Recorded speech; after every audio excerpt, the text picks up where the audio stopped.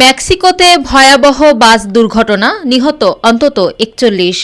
উত্তর আমেরিকার দেশ মেক্সিকোতে ভয়াবহ সড়ক দুর্ঘটনা ঘটেছে। এতে কমপক্ষে ৪১ জন নিহত হয়েছেন।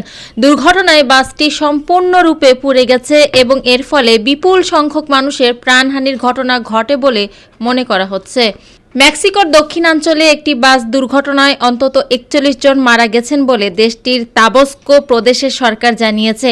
দুর্ঘটনার পর ছড়িয়ে পড়া ছবিগুলোতে দেখা যাচ্ছে স্থানীয় সময় শনিবার ভোরবেলা ছোট শহর এসকার্সেগার কাছে ঘটে যাওয়া এই সংঘর্ষের জেরে আগুনে আচ্ছন্ন হওয়ার পরে বাসটি সম্পূর্ণরূপে পুড়ে গেছে।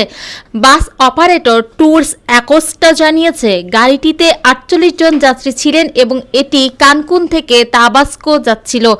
পথিমধ্যে বাসটি একটি ট্রেলারের সাথে সংঘর্ষের মুখে পড়ে। ট্যুরস অ্যাকোস্টা আরও জানিয়েছে, যা ঘটেছে তার জন্য তারা গভীরভাবে দুঃখিত এবং বলেছে দুর্ঘটনার কারণ খুঁজে বের করার জন্য তারা কর্তৃপক্ষের সাথে কাজ করেছে। দুর্ঘটনা কবলিত বাসটি গতিসীমার মধ্যেই ভ্রমণ করেছিল বলেও জানিয়েছে তারা। তাবস্কোর প্রাদেশিক সরকার বলেছে নিহতদের শনাক্ত করার প্রচেষ্টা সহ উদ্ধার কর্মকাণ্ড অব্যাহত রয়েছে। সরকারের সেক্রেটারি রামিরো ল্যাপোজ বলেছেন, কর্তৃপক্ষ শনিবার রাতে নিহতদের সংখ্যা এবং তাদের পরিচয় সম্পর্কে বিশদ বিবরণ দিয়ে একটি আপডেট দেবে।